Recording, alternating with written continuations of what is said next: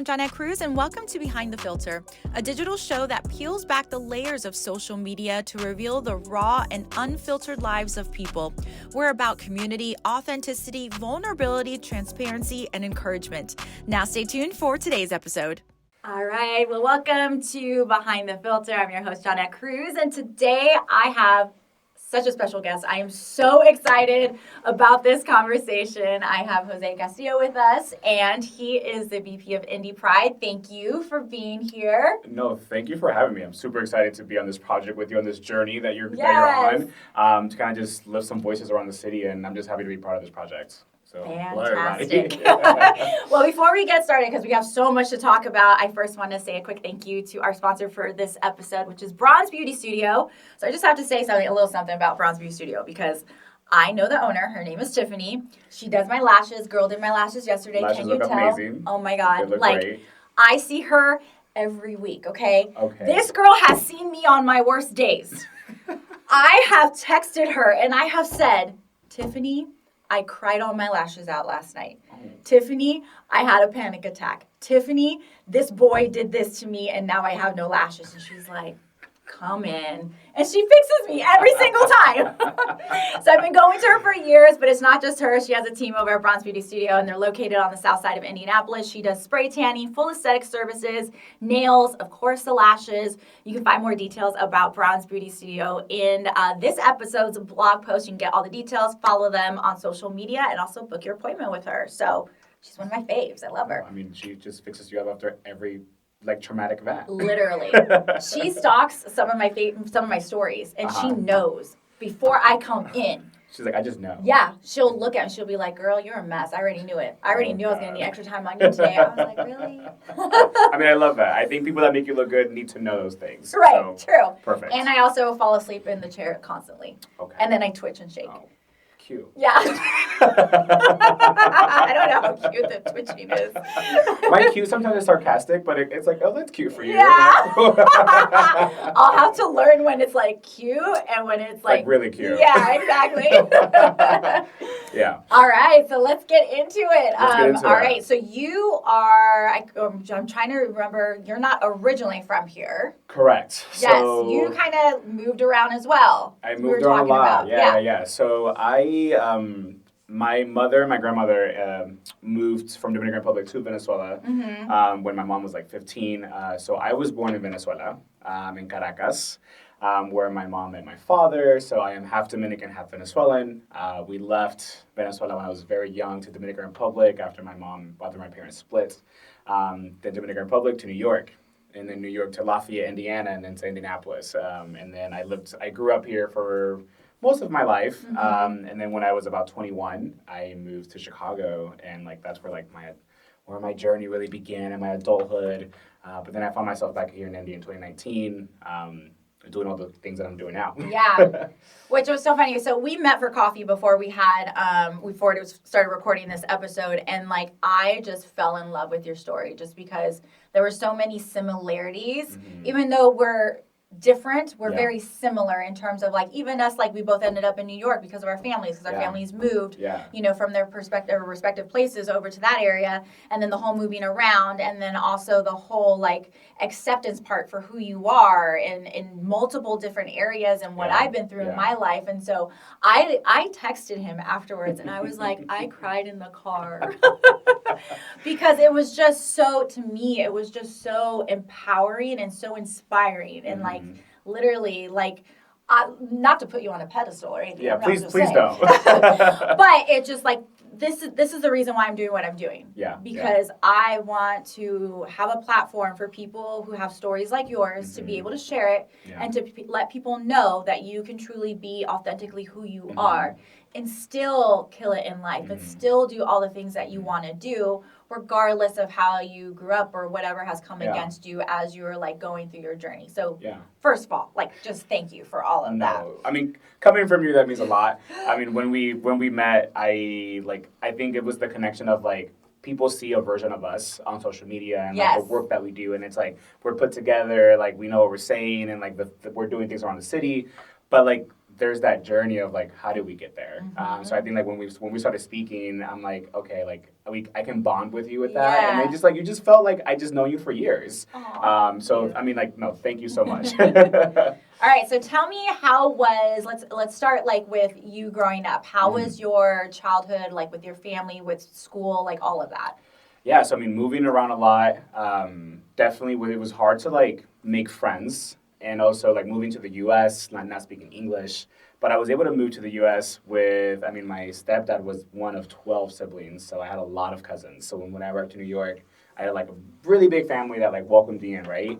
But still like new world. I mean, I went from Venezuela to New York. Yeah. And that's a big change for somebody that's, I think I was like 4 or 5 at the time. So it was a lot for me to take in. But, you know, then like my parents had my sister, and like we started becoming our own family. We moved to Lafayette, which was even a bigger change. Yes, that's what we were talking about. Yes. And like I even said on an episode before, I was like, it's a huge culture shock for people like us who are not used to the Midwest. Yes. I mean, we lived in a 12-story building in the Bronx, and all my family lived in that same building. And then we went to a house in the middle of cornfields. I'm like, what is all this corn? That's what I said. Yes. That's when I called my mom, and I was like, Mom, I'm sorry, but there's just white people in cornfields. What do I do? Where do I go? Like, I don't know if I can stay here, you know? Yeah. Took a minute. And then definitely like the language was a big thing. Yeah. My teachers had concern about like me speaking English, like that I wasn't at the reading level that I should be at. And they asked my mom to stop speaking Spanish to me at home. And my mom like went off on that teacher. That's crazy. She was like, I am not gonna stop speaking Spanish to my son. First of all, my mom doesn't speak English, so there's that. Yeah. But you know, like growing up, I mean, once my sister was born and we moved to Indianapolis, I mean, we were just a regular family. Like, we went to church every Sunday. I played sports. I played baseball growing up. I think around middle school was when things got a little bit difficult, at least for me. Like, I started just kind of wondering, like, my sexuality and, like, what I liked and what I didn't like. And with church, like, it was, like, what I was being told was correct and how I should be feeling. So there was a lot to navigate there. And then there were some, like, issues with, like, connecting with my mom because she was traveling a lot for work. So it was just a lot happening as I was trying to discover who I was and who I was supposed to be, I guess was, like, the big thing. Yeah. Like, who did everyone else around me wanted me to be? With my grandparents, my mother, my dad. Who was I as a brother? Who did my pastor want me to be? Who did my friends want me to be? What kind of athlete was I? So, like, I was just navigating so much in that time that I think I kind of just, like, lost myself. And, like, I didn't know who I was. So it kind of just took, like, high school to kind of... I really dove into who I thought I was. Yeah. So... Same. Yeah. I was going to church all the time. I became a youth leader. I had a beautiful girlfriend. I played varsity baseball. I was just, like, the best son that you could want, I guess, like, on paper. So you got all, checked all the dots or whatever, crossed it all the dots, I guess you could say. I was like, I don't want anybody to, like, have any doubts about, like, who I am, so I'm just going to be the best at everything I do. So you can imagine, like, where that, like, there was a lot of stress there. Oh my gosh, because you're trying to be perfect. Correct. I think my anxiety definitely, like, started developing there. Obviously, I didn't recognize that my anxiety was my anxiety until, like, I got older. Yeah. But, like, that response of, like, I need to be perfect is definitely, like, a response, like, to anxiety or just, like, to trying to perform or impress or not be judged. So, yeah, I got through high school, went to college. I was by myself for the first time ever in Bloomington. I was like, nobody knows me here. So I did start, like, exploring with my sexuality and kind of, like, figuring that out. How did that feel with, like, nobody knowing you? And, like, it's like you're starting fresh and you can kind of start as this new person. Yeah. So, like, people still, obviously, going to Bloomington, I went to North Central High School, really one of the bigger high schools here in the city. Yeah. So, like, Ben Davis Pike, Carmel, like, everybody ends up going to, a lot of people of us go into Bloomington, go to IU. So, people my age knew who I was, but I knew that I wasn't going to get back to my family. So, I know, it's like, if I'm quiet about it, if I'm discreet about it, like, people aren't going to find out. Yeah. So, I just felt free to an extent, but also felt like I need to be very careful. Like, you can explore, I'm giving myself that permission to explore, but be very careful. So I started hanging out with some guys. Like, it was very casual. I told myself there are certain limits to what you can and cannot do because that's too gay. So still putting some limitations on myself on what I could and could not do. But then I ended up coming back home. I said, you're not doing that anymore. You're going to stay with your girlfriend. Got engaged. And we were going to get married. Wow. And 6 months before our wedding, I broke up the engagement. And that's where the big question came from, like, from my family, like, why are you breaking off this engagement? Did you tell her before you, like, ended up telling your family, or, like, did she have an idea? She knew, only because there was a moment in high school where there was some drama in the youth group and some things got out, some comments were made, and there was things about my sexuality that we, like, ended up, like, squashing very quick. Yeah. And, like, this is a rumor, like, this, we don't know where this is coming from. And so I told her, I'm like, in confidence, I was like, hey, like, if you're not going to be together, I want you to know, like, I am attracted to men. I haven't acted on it. I haven't done anything with the guy. I'm very much in love with you. But I need you to know, like, I'm focused on you. Like, it's you and I. And she said, okay. She's like, I believe you. And I never cheated on her. We did take some breaks where maybe Sure. Well, it took some breaks. Yeah. But I always treated her the best that I could, and I wanted to give her that respect, Yeah. But yeah, when we broke off the engagement, my family asked me, like, why are you doing this? Like, what's going on? And I was like, I can't live this fake life. Like, yeah. I don't know how I'm going to deal with looking 30 years down the road with kids and my wife, and me just saying, like, this is not who I am. Now I'm breaking up a home. I'm breaking up, like, a life, like, this whole life that we've built. And I told myself, like, you can't do that to her. Right. You can't do that to your future kids. Like, why put them through that? So I was 21, and I was like, yeah, I'm not doing this. So we broke off the engagement. The money that I had saved up for the honeymoon, I ended up going on a trip with one of my close friends. Him and I went to Cancun, and we just had a great time over down there. And we came back, and shortly after that, I moved to Chicago. So, like, that was, like, very much, like, my, like, in the closet story, like, growing up, and what that felt like. How was, I'm going to backtrack a little bit, because I wanted to go into the whole church aspect, because you were very involved in church. You're still go to church, obviously you're a believer, and I know that there's a lot of people out there that just struggle with this because of how they've grown up in the church, and so what the church says versus, how you're feeling and how you're growing up and what, and all of that. How was that for you? Because I know you mentioned, that your pastor was always so very loving. But not everybody's your passter too. Correct. And so there's other people around. Yeah, I'm getting chills as you're talking about this. No, I think that was something else that you and I really bonded up about as well. Yeah, growing up in the church, even from a young kid, I would wake my mom up, and I'm like, hey, like, it's Sunday, we have to go to church. And she sometimes didn't want to go. I was on a different journey than she was at that point, obviously. And I would call my pastor, and he would be like, okay, I'll go pick you up. Or, like, I'll pick you up Saturday. That way, like, you can just sleep over our house, and you can just go to church with us on Sunday.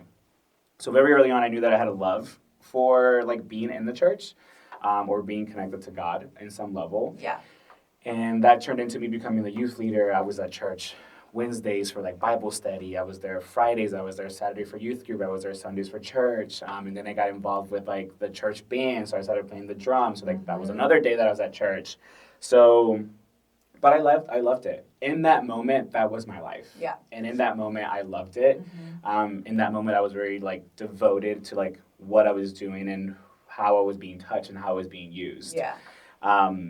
And it got to a point where, like, you grow up, and you know this, like, where they tell you, like, God knows your journey and knows who you are, knows every hair on your head from the moment that you are, like, that you are made. Psalm 139, got tattooed here. Like, he knows everything about you, and it took a moment for me to just be like, if he knew so much about me, he knew that this was my journey. He knew that this was going to be my struggle, that I was going to struggle with this. He knew that this was the human that I was going to grow up to be. And I just can't believe that the lives that I've touched, because, like, I will 100% feel like he has spoken to other humans through me. And, like, that's so hard to explain to somebody who isn't in the church. Yeah, absolutely. Like, saying, like, oh, like, I got a message, or like I had a feeling, or like I was praying for somebody, and like he spoke through me. And it's so hard. It's so hard to put it into words because it's just a thing. Because it sounds kind of crazy. It sounds kind of crazy. It does. Yeah. So when you think about it, you're just like, but for me, it was like, I know he used me, and he knew that I was struggling in that moment. Mm-hmm. He knew the conversations that I was having. He knew the thoughts that I was having. I don't think I was ever not gay. I just think that I just didn't act on it. Yeah. I suppressed it. I hid it, and I was like, that is not who I should be. Mm-hmm. And it was when I decided to come out. I don't want to say like when I decided to be gay, because I don't think that was a choice. Right. I would choose to be this person that I am every day, but would I choose not to have like the struggles and the crying and like the bullying that happened? Yes, 100%. Like coming off as feminine as a male, or coming off as gay, like it's something so hard that like you do get bullied about, and like that's why like I always wanted to have the hottest girls in high school, so none of these guys would even doubt that I was straight. So, but when I decided to come out of the closet, I felt like I have to leave this like religious lifestyle, this spirituality connection that I have, and it was hard for me. It was very difficult to leave that behind. Like I love to worship, I love like listening to worship music, and I still do. I like to still go to church here and there, and just like sometimes my heart just needs it. Yeah, absolutely. Sometimes when I'm cleaning around the house, like I'm listening to worship music. That's the first thing I put on is like I'll throw on like Elevation or Hillsong or throw on. Oh my gosh, yes. Kind of gets me going. It gets you going, and like it's a good way to start your day, and that's how I stay connected to my God, the God that I believe in, the God that I pray to. But it was hard. There were moments where like I would be at the altar at church, like crying, telling God like, take this away, take these thoughts away, and that's difficult to experience as a 16-year-old and as an 18-year-old. Like throughout that whole time that I was there, it was very hard to keep that to myself. Like I just felt like I couldn't tell anybody. That's really hard. Yeah. So, but like now I know that my relationship with God is my relationship with God, and nobody can judge that, and nobody can take that away from me. And whatever that looks like, it's for me, and that's enough for me. Yeah. And I know that I have God in my heart. And when I do get have a family and I have kids, like they're gonna know about him, but I'm gonna let them make that choice. Like, you do what you want. I'm gonna teach you my values and what I believe, but I'm not gonna force something on you that isn't for you, or that like I'm not going to tell you, like, oh, like, God's not going to love you if you don't do this, X, Y, and Z. Because we all know that, well, most of us should know, that is not how it works. You would think. Yeah.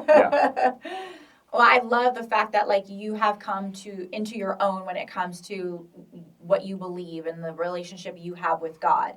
Because I think us who are believers and are Christians, we go through that same kind of journey. Because, like I said, that's something we bonded over. Because for me, I had that same issue where, like, I was saved at 23, and when I talk about I went all the way left, your girl went all the way left. Yeah. Like, I was like this, for lack of better words, this ghetto Puerto Rican, and then all of a sudden, like, everything I did was wrong, and I couldn't do it anymore, and so I didn't just, like, fall in line. I went, like, here, you know, like, I stopped drinking. I stopped saying bad words. Like, it was like the Bible day and night. I did vocal team, I worshipped. I worked in ministry for 8 years, and then it was like at the end of all of it, and as I started to journey, I started realizing I'm not trying to please God. I'm trying to please everybody around me. Yes. Yeah. So what is that doing to me? It's killing me on the inside. Right. And then when I started to kind of come to and figure out like what I was doing and started to like rediscover who I was as a human being and who I was in terms of a child of God,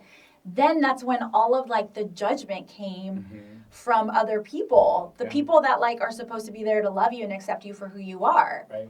And so that for me, there was like lots of anger and things I had to work through myself. And then I finally came to the realization where like, I don't need all these people. Right. I need God, and I need my relationship with him, and it looks different to all of us regardless. Exactly. And so I am called to love people no matter what, and people are going to see Christ through my actions. Yeah. I'm not here to judge. I'm not here to tell you you're living your life wrong, because Lord knows I live my life wrong every single day. My biggest thing is I hate how in churches like they pick and choose what is it that we're going to like pinpoint and what's wrong. Yeah. So, like, my pastor and I became very close just because, I mean, he's known me since I was a young kid. Yeah. But I never just took, you can't do this because the church says this. Because the Bible says this.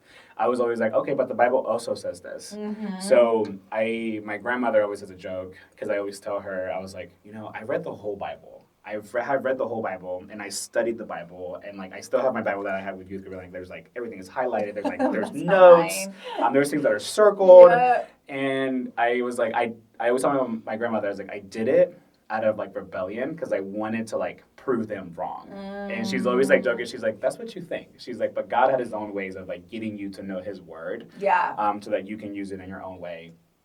And because I'm like, yeah, you're not going to tell me like, oh, you can't go to prom because the Bible says this. And I'm just like, what does the Bible say about prom? What are you even saying right now? Yeah. So it's just like knowing that information, and like I just didn't take it. And a lot of people at church, like when I became a youth leader, they're like, I don't want my youth to like learn from him. And I'm like, wow. Okay, well, just because I'm giving them the abilities and the resources to like form their own thoughts and their own opinions. I mean, that's crazy. You would want that for your kid.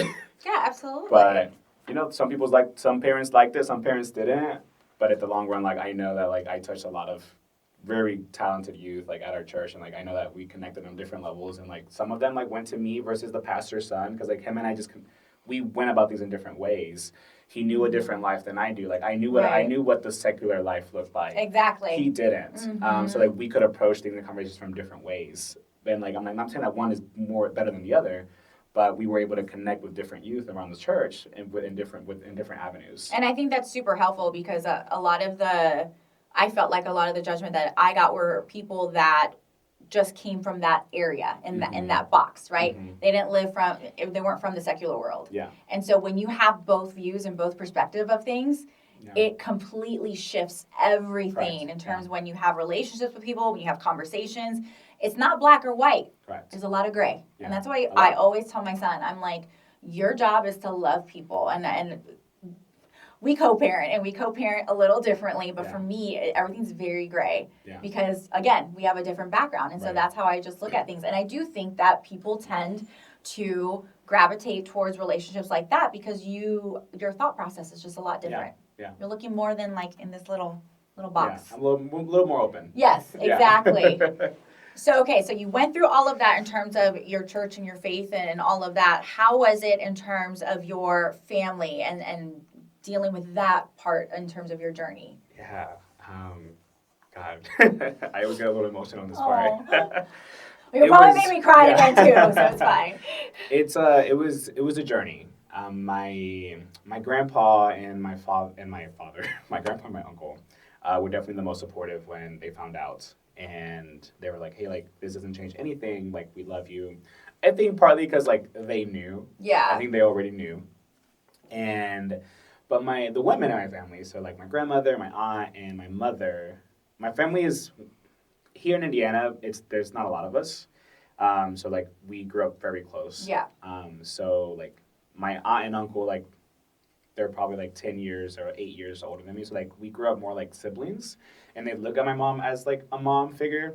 So, like, that relationship was a little more, it was different than, like, just, like, a nephew and, like, aunt and uncle. Yeah. And then my grandpa lived with us for a while as well. As like, they came from Venezuela to the U.S. So, we were very close. So, when the women didn't react so well to it, it really just, like, I just, like, shut down. Mm. And it made me feel like I couldn't express to them how I was feeling. I couldn't introduce them to people, or couldn't talk to them about like my life, because my life to them wasn't right. Mm-hmm. Or they didn't approve of it. So therefore I just like, cool, it's gonna be very surface level. But then I took that and it just became like that with my whole family. Mm-hmm. Because I was like, if I tell you, you're gonna go back and tell my mom. If I tell you, you're gonna go tell my aunt. So therefore I'm just not gonna talk to anybody. Yeah. So I distanced myself a lot from my family.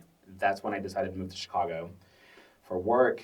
And in Chicago, I had a very like realization moment, because I got involved I met a lot of gay people, and I started like really going out to like the gay clubs.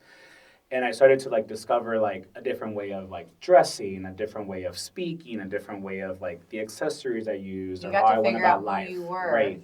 And in that moment, I had to take a step back and I had to tell myself, I don't fully accept myself. I was like, oh, you can't paint your nails because that's too gay. You can't put a wig on because that's too gay. You can't twerk on a guy because that's too gay. So it was like I was being gay, but I was being very like machista about it. Yeah. Because in my head, I'm like, well, this is the kind of gay I should be. If I'm going to be gay, this is the gay There's I should levels, be. There's and I'm going to be like the smallest level. Yes.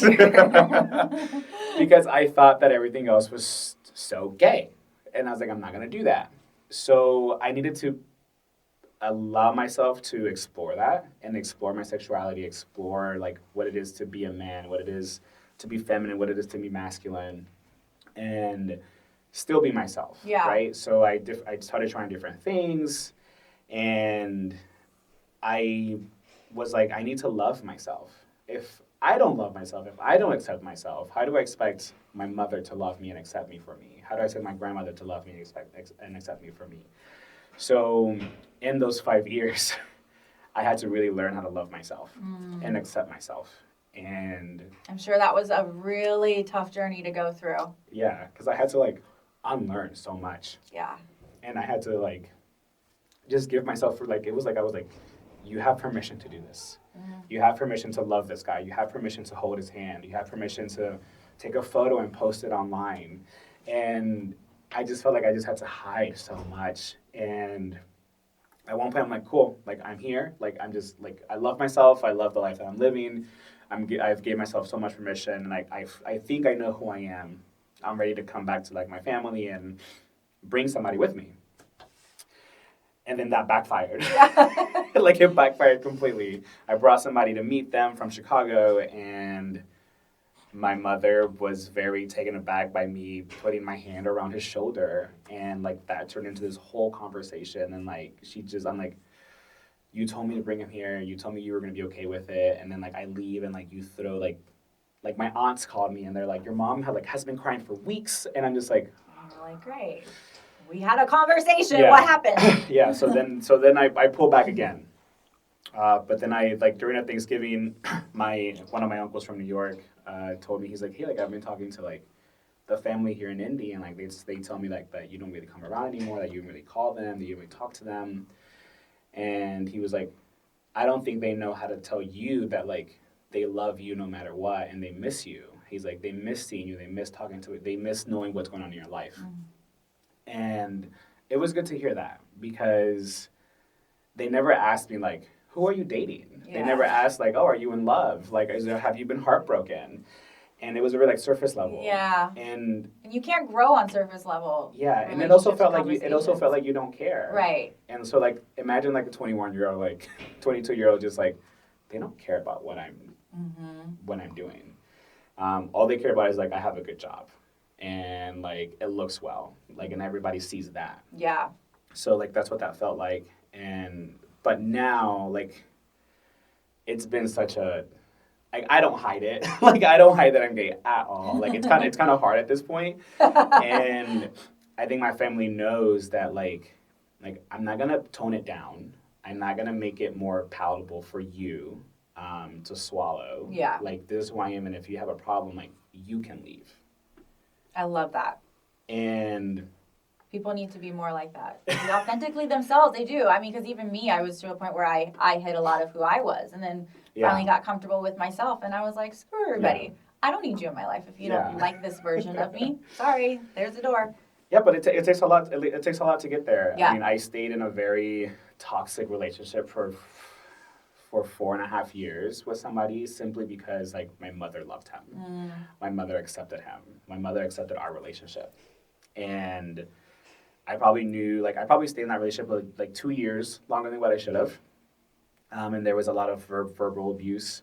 There was a point that there was almost physical abuse, and a lot of gaslighting. And I stayed there for so long because I'm like, she's never accepted me being gay. She's never accepted any guy, but she loves him. And I'm like, so you I felt have like to, you're I have to gonna marry let her him. down again.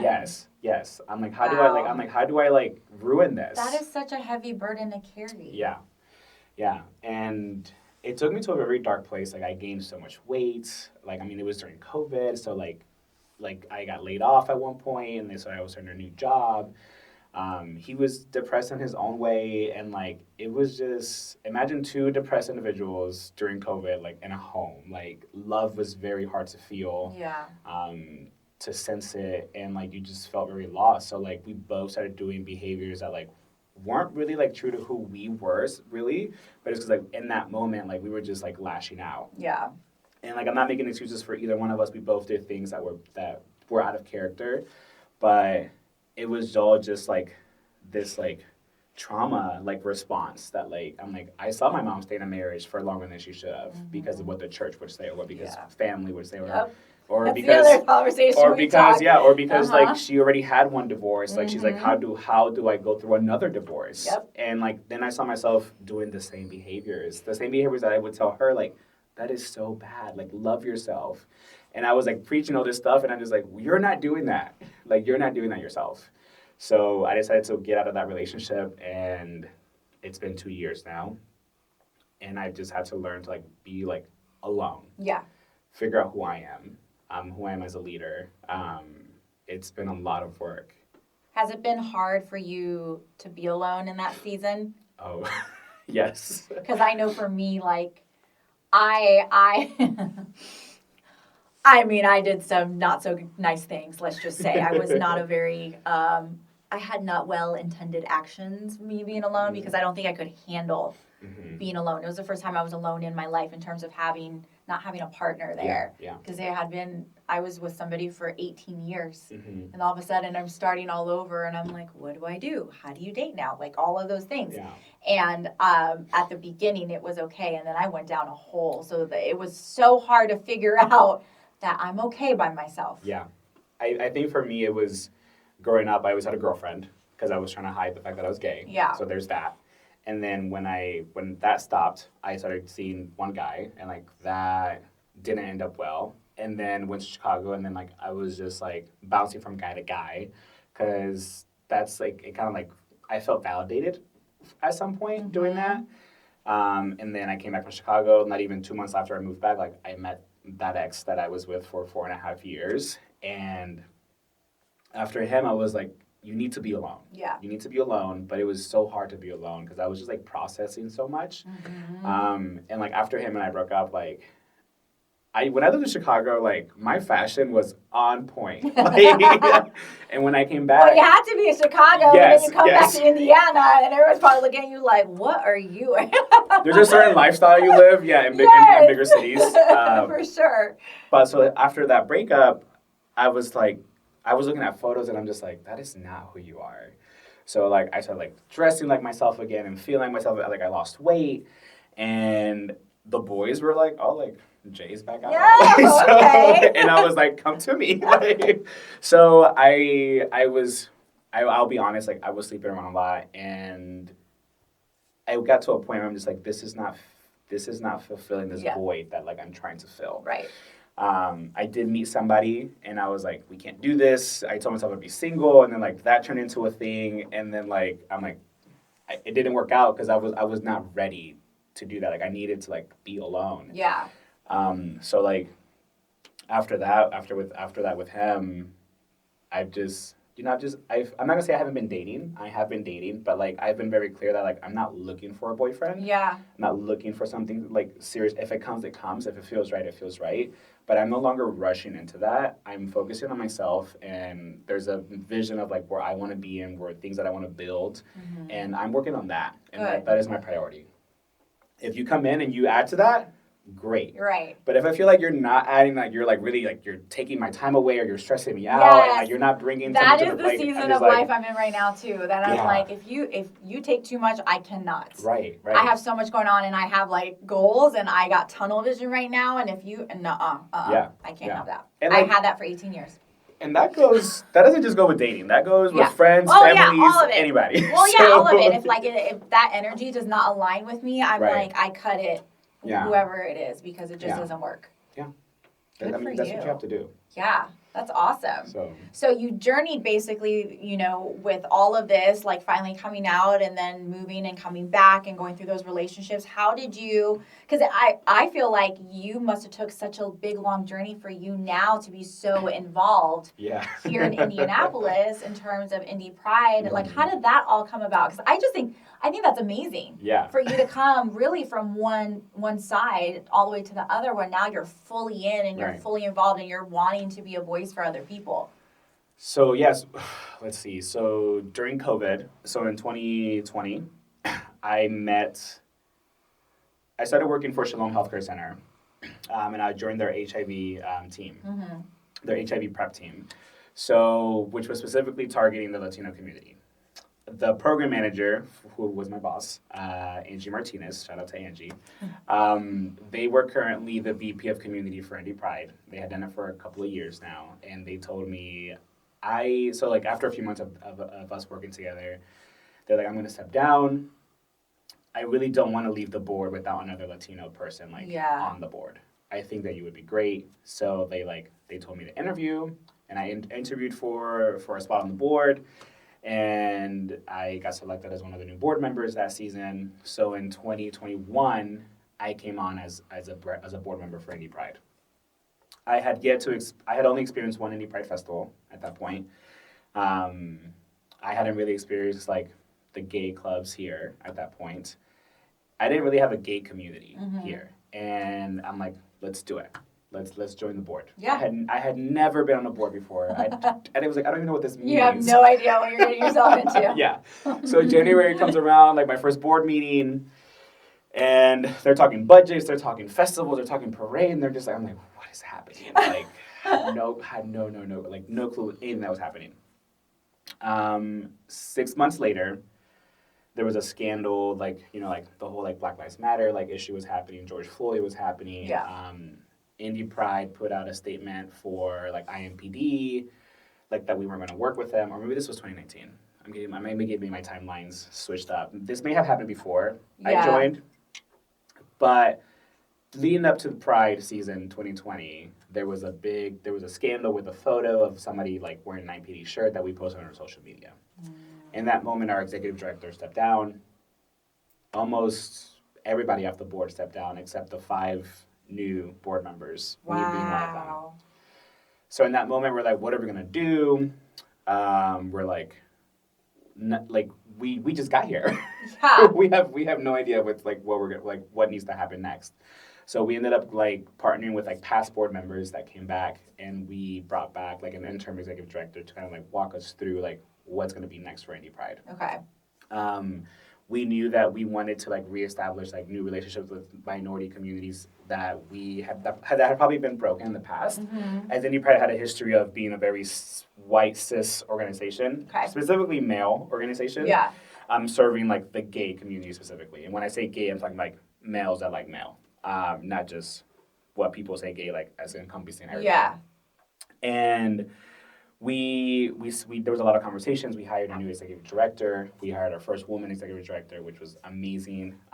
We ended up having our first woman board president, who is one of my best friends and such a big role model and mentor for me. And we took the organization from a $250,000 organization, budget-wise, to what we are now, over $1 million worth. That's amazing. Yeah, budget-wise. We have staff now.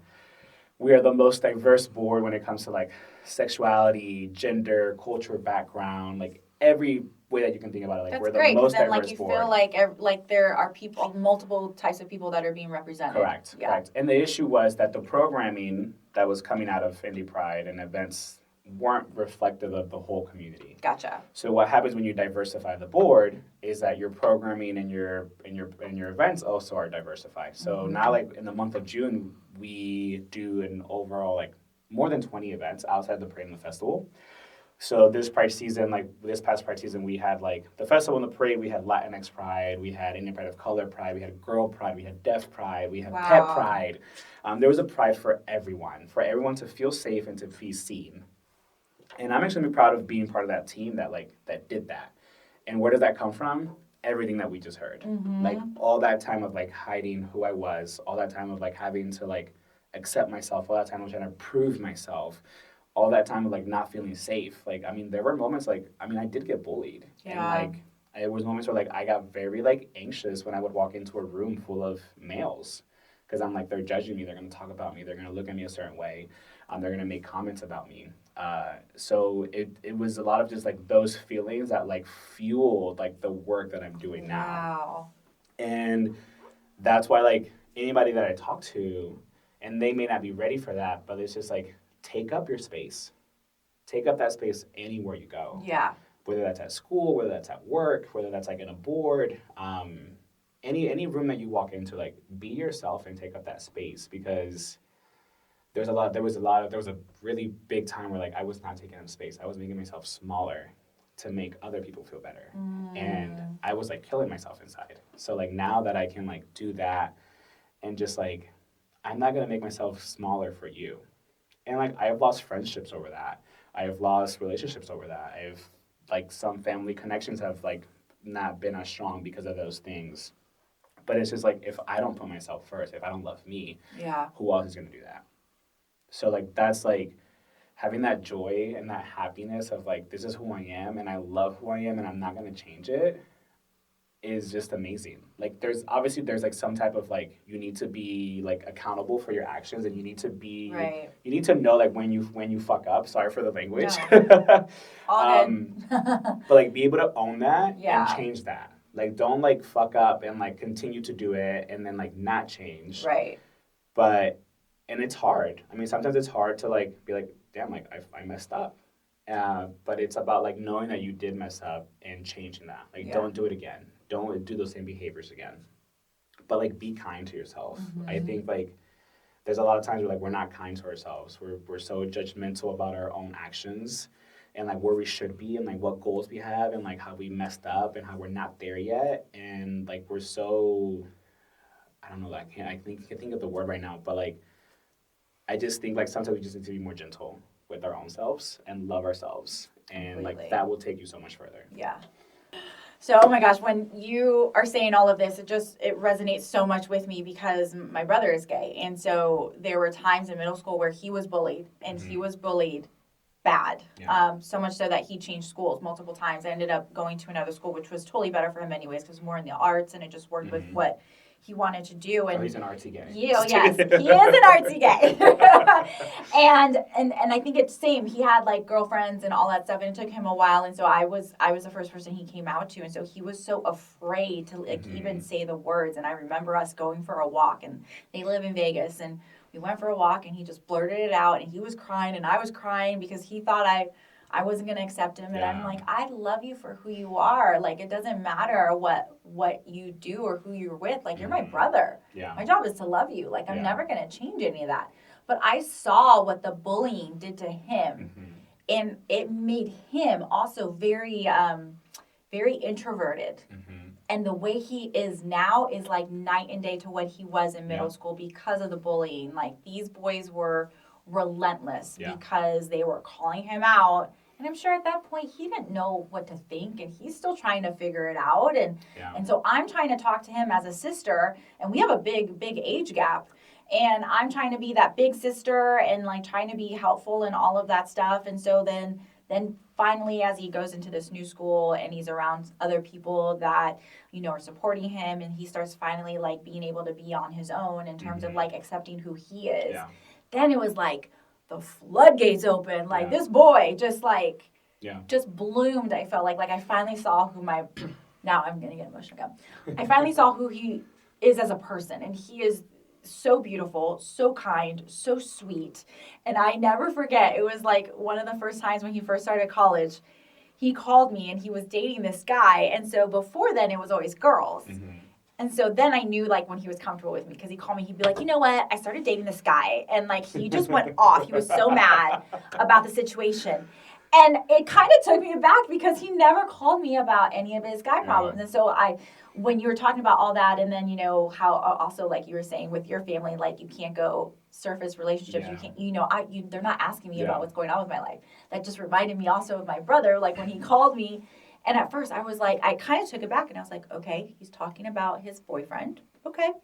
And then finally, like a day later, I was like, oh my God, he talked to me about his boyfriend. Yeah. Like I was so excited because I was like, okay, he's in another phase of his life where he's starting to be more comfortable. And now I see, and just that he's in his young 20s still, but I've seen how much he's grown. And I love that because I never want him to hide who he is just for the sake of other people. Yeah. And it made him recluse so much. And so now that he was in a position to grow, like it's just amazing. And so for me to hear your story and see like how much you had to struggle but journey to find who you truly are as a human being more than anything. Yeah. I think it's so beautiful. It's a journey. It's a journey. It's hard, but you're helping so many people now, you know? And it like sounds like the bullying never stops. I will say like this past Friday I went out and we went to Petra's on Mass Ave. We were getting food after the bar and we ran into this group of people and like they started calling us all types of sissies and faggots and like gosh. Like you're just like you're not a man. And now as an adult I'm just like, and also, like, with, like, the political climate here in Indiana, like, anybody can have a gun. And I was just like, I'm not doing this. I know. So, well, people are straight up crazy now. Yeah. It's like you can't say anything. Yeah. So I told him, I was like, hey, like, there's no need for that. Yeah. I was like, you need to stop. And, like, we got ourselves and we just, like, left. But, like, the bullying doesn't stop. But, like, now I don't feel powerless. Now I know, like, I have some power. Yeah. So, like, I'm not, like, this. I'm not going to fight you. Like, I'm not going to do this. Like, but I'm not going to, like, also, like, shy away as either. I did that for a long time already, but yeah, like some of that just never goes away. But like our reaction, because of the growth that happens, is different. Yeah. Like I don't shut down anymore. Like I would have never spoke up and been like, that's not necessary. Like what are you saying right now? And now I can say that. Yeah. But it took a while, right? So yeah, there was something else I was gonna say and I just totally forgot. Okay, maybe it'll come back to you. Yeah, maybe. I was also gonna say, do people call you Jay? People, so... Where's Jay? Because people identity journey. I heard Jay, and then people call me Jay, and so my brother, everybody calls him Jay. So like when I'm with my brother, my mom's like, Jay, we're like, what? And then we look at each other like, she's talking to me, you know, we go back and forth. So my name is Jose Alberto. Okay. My whole family calls me that. Growing up, I was called Jose, which I grew to hate. I'm like, that is not my name. Yes, I'm like, my name is not Jose. My name is Jose or Jose Alberto. So then on social media, I became Jay Castle because of Jose Castillo, Jay Castle. Yeah. So when I went to college, everybody that knew me in that, like, from Twitter and from, like, the Instagram, like, world, like, when we were in high school, they met me in college, and they're like, oh, you're Jay Castle. So, like, Jay was born. Okay, gotcha. I'm like, I prefer Jay over Jose anytime. Yeah. So Jay was born, and then as I moved to Chicago and as I came back and got into this like work in the community and like in my current job, like owning like my identity and who I am, I was like, why am I trying to like gringofy my name to make it easier for everyone? So it's all about like taking that space. Yeah. Right? So I was like, I'm gonna go back to presenting myself as Jose, and I'm like, if you can't say that, like, I'm sorry, but, like, that's my name. So figure it out. And I need to do that. Yeah. But now, like, a lot of people already have met me as Jay. Yeah. So, like, I'm not going to tell them, like, you need to change it now. Like, that's fine. But, like, I no longer, like, walk into spaces trying to make myself smaller. Yeah. Like, oh, Jay is easier for you to say. Or like, just because I don't want to hear Jose. Because, like, I know you're not going to try to say my name correctly. Yeah. But now I have gone back and, like, I introduce myself as, like, Jose Castillo, and I'm like, you can say it. It's not that hard. Yes. If I have to learn how to say Gregory, you can learn how to say Jose. Well, okay, so my name is Johnette, right? But it's actually a French name, which I was like, Mom, why did you do that? I'm Puerto Rican. Like, nobody's going to know to say Jonette. Jonette. Like, that's stupid, right? I mean... I grew to bougie. I know, but I grew to hate it because I was like, nobody could say it. Yeah. It would be Jeanette, Janae, Janet. Then they would be like, oh, is your dad named John? And I'm like, oh my God, I hate all of you. So then like people would either just call me JC or Jay. And then my family says Yane. No. And then my other family in New York with their New York accent, it was like Shanette. So it was like all these different versions. Yeah. And so then that's why I was just like, just call me Jay. I'm over it. Yeah. I'm over it. And then, and the way people just, it's like you see John and you see Et, put the damn things together. It's not that hard. Yeah, it's not. So that's why I'm always like, just call me Jay. Yeah. I'm done. Yeah, because you're just like, I'm over it. I'm over it. Literally, that's how I am. Yeah, That's funny. I get it, 100%. Okay, so I want to jump topics really quick because I know you're involved in a charter school here in Indianapolis, and I'd love kind of the story behind it and how you guys are working to bring other types of groups of people here together. So tell me about that because I love the story. Yeah, so I was recruited by my boss like at an event that we were doing for we were doing outreach, and he talked to me about this new school that was going to open up. I just kept seeing this butterfly everywhere. I'm like, what is this butterfly? What is Monaca Academy? Like, I don't know what this is. I honestly didn't know what a charter school was. And so he talked to me about it. After we developed a relationship, he told me that he was looking for a position to help. At that moment, it was only him and the principal. So the executive director and the principal. School was not open yet.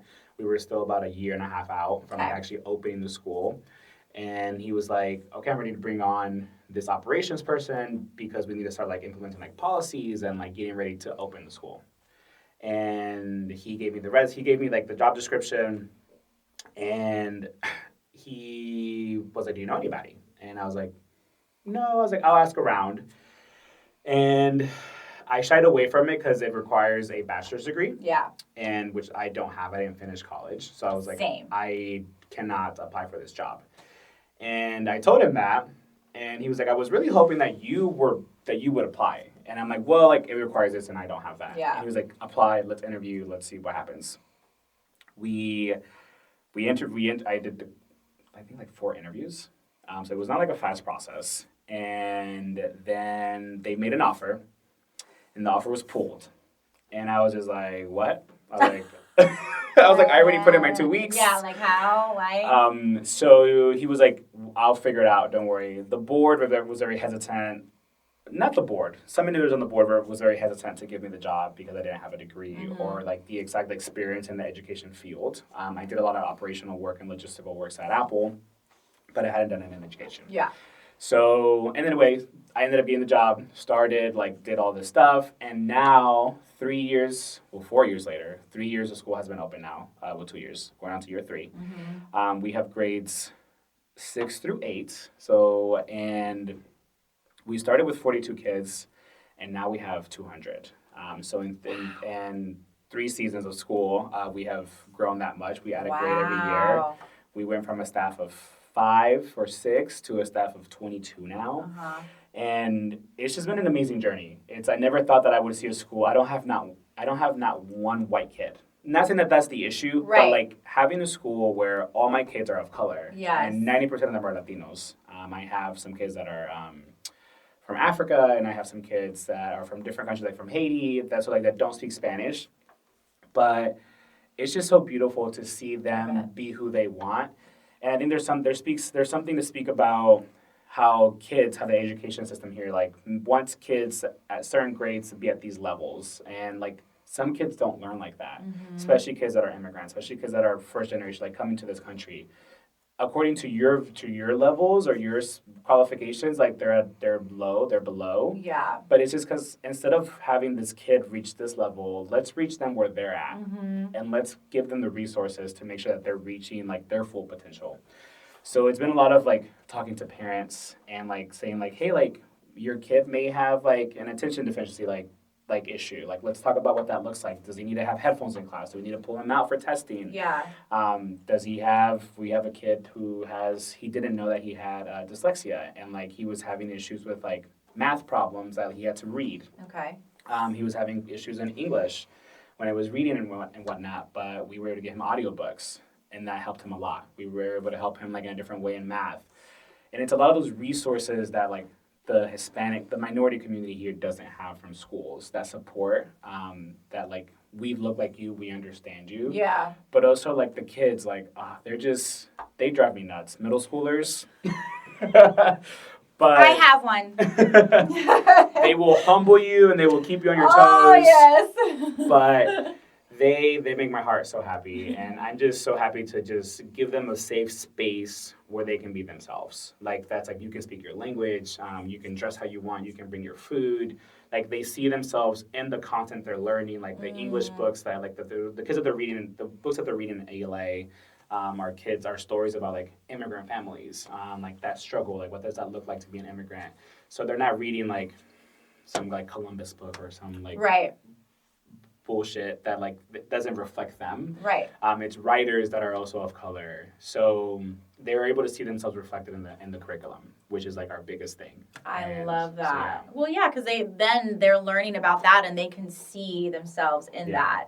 Yeah, sorry if I spoke a lot about that. But like, I just, that school has a very special place in my heart. I love it. We're all around identity and like not hiding who you are. Yeah. And yeah, like I always have like my little like pride like pins on me, so like the kids know. Like I don't talk to them about my life too much, but like sometimes we have events and like I may bring like a friend and like they're like, oh, like is that your boyfriend? I'm just like, it's none of your business, but like whatever you. It's okay, whatever. Yeah. I have a pride flag in my office, so like they know. Yeah. That's good. It's just like they know that like they can come to me, and there's one boy that like we've been on a journey. Like I saw him twerking one day in the hallway, and I was like, hey, stop twerking. But I had to also like in my head like, why do I think that that's not okay? And in my head I was like, I'm trying to protect him because I don't want him to get bullied. But also like I don't want to see any kid twerking in the hallway, whether you're a girl or a boy. Like no twerking. So same. Like, we're not throwing ass in the hallways in middle school. So go do that somewhere else. Go do it somewhere else. I don't care if you're a boy or a girl. I don't care. You're not doing it at school. I love that. I love what you're doing. That's awesome. Yeah. That's fantastic. Will you, my live right there, can you put that puzzle back together? Grab my phone, turn it around, or put the puzzle in place. It's detecting, making sure we're not. Is that something from TikTok? That's from TikTok. Yeah. So if you're showing you're inactive, then it thinks you're like a robot. Oh my god. And then like so it makes you think you're real again by like. Dude, it happens to my classes all the time because I'll let it run in my classes and then it just keeps going. Are robots dumb? Is AI dumb? I thought it was really smart. So I've heard that the reason they do those is because most robots can't move in like a linear path. Oh, okay. Oh, really? But what about like the cross, like the pictures where you have like click the squares with like all the motorcycles? Yeah. Like that's not supposedly like some of those like don't really work that well. They're just like do it. Making me do extra work for no reason. Okay, whatever. All right, so I want to wrap up on how Pride season was for you guys, and then also like what do you guys see yourselves doing here coming up in the future? Yeah, this past Pride season was probably the smoothest Pride season that like we could ever have. And I think it's a testament to like we have 3 staff members that are full-time now working year round. So there's a lot of work that they're doing behind the scenes to make sure that every event is going smoothly. We still have a board of about 22 individuals that is also doing work. And like we chair different events, and like we're helping with like marketing and like promoting and like talking to sponsors and like organizing volunteers. But shout out to the Indy Pride staff. Like, you guys are amazing. I love you guys so much. They're just doing, like, this parade. We had 240 floats. Last year we had 180, and we finished teardown an hour before, like we did last year. That's insane to me, because I know how those set up on event days are. Like, it's crazy. Wow. It's crazy. But I don't know. Honestly, for me, it's just like, being the VP this year, I showed up differently to events. Last year, like, I worked the parade, I was sober, and then I would go to the festival, I'm like, I'm going to let loose, I'm going to have fun. Yeah. Because what people don't realize is, like, us board members, like, we have to show up to these events and work. Yeah. Like, we're planning these things year round, and then we don't really get to enjoy it the same way that, like, the community gets to enjoy it. Right. It's not about us, it's about them. We want them to have fun. But, like, I am also, like, a queer person. I also want to have fun, too. Sure. But I have gotten to, like, have fun and enjoy, like, just, like, looking out, like when I was on the stage, like, at the festival, like, just looking at the crowd and, like, seeing, like, look at all these people, like, having fun and, like, feeling safe and being able to, like, show their true colors and, like, dance and, like, know that, like, we're not being judged here. Yeah. And, like, I'm around other people that are like me, other people that love me, and like allies. So it's just like taking that moment to step back and be like, we did this. The community came together for this, and just being super excited to like what's next.